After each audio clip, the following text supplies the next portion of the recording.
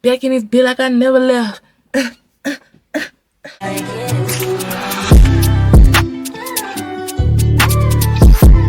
What up, y'all? It's your girl Naya Athena, and welcome back to my channel. Different background today, whatever, don't mind it. But I'm back recording on my camera. So see, what had happened was I was trying to record on my phone, and every time I do that, my phone just like doesn't do it. So I'm re-recording this right now. But yes, today we are talking about the one and only Netflix series, You. And that's on Joe. So I noticed, now listen, me personally, I kept up with You because it was such a good series to me. I was definitely entranced by the series and by the main character, like I'm sure a lot of people were. So it's so funny to me how a lot of people stopped watching after season 3. So they actually hadn't watched season 4 to actually see how crazy season 4 was. And then to further along watch the final season, which just came out, which is season 5.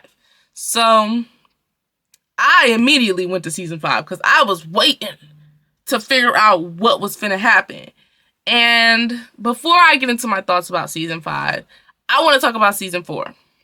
Let me spray this cat right quick. Oh, she ran away. Okay. She was smart enough to run away because she knew it was coming. Anyways. Anyways.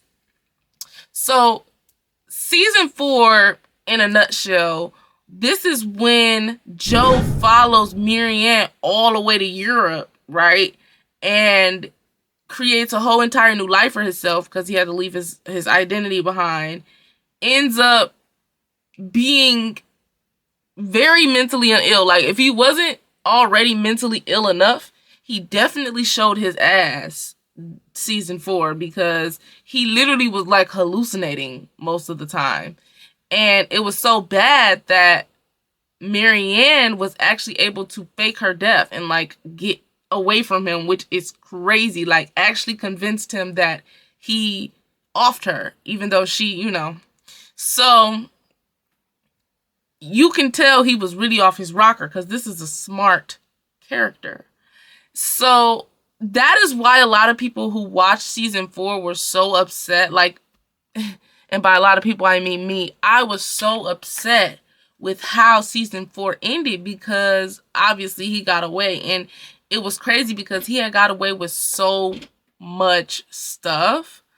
And at the end of season 4, ended up being with somebody who was rich and wealthy and willing to face the world with him, right? So we all thought that this would surely, like, he would surely keep causing havoc on Earth. But we all should have known that Mr. Joe Goldberg is crazy and he gets bored very quickly. As soon as he think he found love, baby, he got a side chick. He's a cheater. He's all of those things. So that leads to season 5 and understanding how this whole season, how this whole show came to a full circle moment, honestly, because he does go back to New York. He's able to go back to New York as his real name because obviously he's with someone who has a lot of power and money and they're married. So he's able to get his son, who is what I was going to say toddler, but he's not a toddler. He's like 8 years old. And which also, the son is like, well, I don't know if the son's like 8. Yeah, I feel like 8, 9, 10, around there. So y'all telling me that he left his son in America to go to Europe and was there for 9 years, 8 to 10 years, doing all of the stuff that he was doing in Europe, and then met her, and then they got married and then came back. That's a long time. Like, when you think about the time frame of season 4, I'm like, okay, so you telling me this happened over the course of like years, which makes sense because, you know, but like also like it just kind of puts things into perspective. So he gets his son back. He actually owns the bookstore, the original bookstore that he committed his first crime in, or well, met the first victim in season 1, but it's closed down. It's like, you know, it looks closed down, but he still owns it. He still visits it or whatever. And he is living his best life. However, they are still faced with challenges. Him and his new girl is still faced with challenges because her family is so sick and twisted, and they all are kind of out to get each other. Kind of reminded me of like Dynasty, which I miss Dynasty. Can Dynasty come back? Like, Dynasty is like, but that's not what we talk about right now. Okay, so yes, so in this season, obviously Joe is gonna meet a red-headed rascal in his bookstore, you know, scavenging, stealing, lying, and whatever. And she ends up basically being a catfish, but then, I don't know, child. Like, she was like catfishing him. Like, it all kind of comes together in the end because obviously he falls in love with her. Like, it got really repetitive. He fell in love with her. He figured out that she was the one he wanted to be with, but he still got the wife. He still want to keep his kid. He understand the power that the wife has, and so he was like sneaking around. And then it's like, you know, everything comes to a head eventually. Except this time, his wife, Kate, was actually like the smartest wife he's ever had, which he knew that when he got with her. That's why he got with her. But she was really smart. Like, when she figured shit out, oh baby, she was making moves, and she was making them quick. And I loved that about Kate, because Kate was not playing no games. Like, Kate wasn't one of those people that find out and then play around and try to act like they don't know. Well, mind you, she did have to act like she ain't know to an extent. But she wasn't like being obvious with it. Like, she dead ass was making moves. So I really liked her character. The side chick character, on the other hand, yeah, the redhead, I forget her name, but the redhead was irritating as fuck. Because, okay, first they said she was catfishing, which she was. Like, she was part of a group that was studying him. Like, they was on his ass. Like, they knew all of the crimes he committed. They had been following his story. But then, to actually fall in love with this dude, and then actually have an inner battle with yourself on to actually save him from getting arrested the first time, which honestly was kind of sloppy of the group. That, like, that's probably why she did it, honestly, because it was sloppy of them. Like, okay, you got him on live, but it was like, that's not how the justice system works, clearly, because this man keep outsmarting the justice system. So in a way, she kind of did,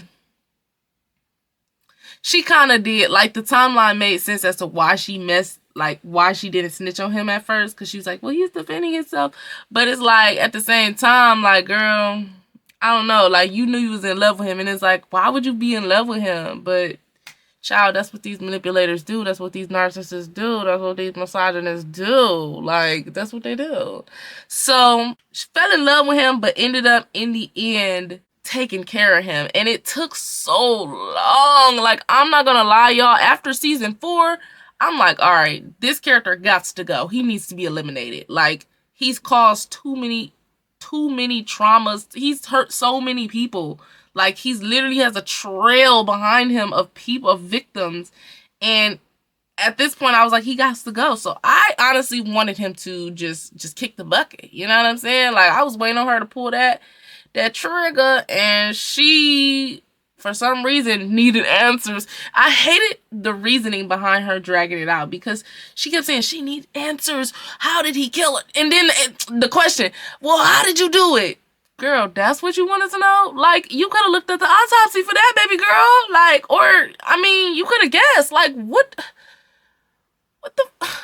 Like, that was the dumbest reason to, like, put yourself in a position where you're in this house alone with him and you think you finna make a move. You think you finna outsmart him, of all people, because you needed answers. Like, that was just dumb. Like, I feel like she just made a lot of dumb decisions, and the only reason that she didn't get got is because the writers didn't want her to. Like, yeah, that was a little bit sloppy writing. Like, girl, you went all the way. You was about to cross the border with him because you knew the answers. Like, please don't piss me off. But I'm glad that Kate survived. I thought Kate died. I thought she left Kate to die. I'm glad she did not. I'm glad she survived. And she ended up with the son. And I'm glad the son actually, because this was very, like, this scene was very jarring when he calls his son, like, at G point. And the son is like, you said there was no monsters in my room, but you lied. You the monster. That was tea, because I thought the son was gonna be like him, low key, like, and be like, no, dad, da, da, da. But that son was smart too. Now he did get some from his dad. He was smart. He was smart enough to know, yo, daddy ain't shit. So that part, I did appreciate that. Like, I liked that. But like, all in all, like, I would give this season 5. I would give it, maybe, if I was rating it out of 10, I would probably rate it like a 6 out of 10. Yeah, like a 6 out of 10, because it did come to a decent ending. Like, he got caught like most S killers do, because he got caught. He was had to go to court and face all of the victims and the crimes he committed and all of that stuff. But they didn't even really show that part. Like, that part was all like just summed up. And I was like, well, shit, I kind of would like to see that part though. Like, if that's his punishment, I need to see it too. I need to be satisfied too, because like I said, I wanted him done. I wanted him dealt with, because, but you know, they was like, there's some fates worse than death. I beg to differ. Some people just need to be, you know, mind you, I mean, yeah, maybe it was because he was alone and that was like his whole obsession with like not being alone and stuff. But like, even in the end, he was like, yeah, he getting fan mail from people that's like willingly, because you know people crazy. So they do that in real life. So people willingly wanted him to do weird stuff to them, and he's still getting fan mail. So is he really even alone? Like, he needed to be like in solitary confinement, not receiving nothing. Nathaniel, put him in a white room. That's what I wanted to see. Like, I wanted some type of rectification. Like, him going to jail was not rectification enough for me. But maybe I'm just vengeful. I don't know. But yeah, I would say it was like a 6 out of 10. Like, it was a decent season. Like, I watched it pretty quickly. I just feel like it was a little repetitive, which I kind of expected, because like, what more can you do? Like, that's how he got caught, because he had a cycle, you know, and eventually people catch on to the cycle. So I can't be too mad at that. I just feel like they dragged it a little bit, and I don't know. I just feel like he ain't suffer enough. Like, maybe he suffered, but he ain't suffer enough for me personally. That's just me. But I'm glad that they finished this season. I don't want no spinoffs. I don't want no nothing. I love original stuff, and I love when original stuff ends, because then that opens the door for more original stuff and more writers, and hopefully, you know, something new, something fresh, because that was great. You was great. It took us through a roller coaster of emotions. It made us love and hate the main character. It made us hate him in the end, which was, you know, the real, that was the goal, which I would hope everyone hates him still in the end. But it also showed the reality of like what happens to these types of men who are caught, and the things that it was just such a like parallel to like reality, and how we as a people deal with, and how they are like on one hand hated so much, but then you have this weird niche group of people that are obsessed with them, and you know, internet. It didn't have the internet aspect, so I mean, I'm not mad at it. I'm not mad at it, but 6 out of 10. But yes, y'all, I finally had to let y'all know about You. And guess what, y'all? I did see Sinners. I want to see it again. Like, after watching it once, having my own thoughts, listening to other people's thoughts, listening to symbolism, I want to watch it one more time before I like really give y'all like a video. But it's coming. Trust and believe, it's coming. I did not forget about y'all, YouTube. But if you are interested in gaming, you should head over to my gaming channel and my stream on Twitch, which is Athena Plays Games, on YouTube and on StreamYard, and on Twitch. And you know, watch me stream some games over there. I finished South of Midnight, which was a great game, which is actually really in good connection with Sinners, so I can't wait to talk about that. But I also am playing Little Nightmares right now, because Little Nightmares 3 will be coming out this year, and I have no idea when it's coming out, so I want to beat both the games first, so I will be streaming those again. And yeah, sometimes I stream other games like Minecraft and Sims and whatever I feel like playing that day. Dead by Daylight, I don't know, you know, whatever I feel like playing that day. I don't know, maybe if you comment a game, I might just play it on stream. But yes, y'all, make sure you leave a like, comment, share, tell a friend to tell a friend, and I will see you in the next one. Peace.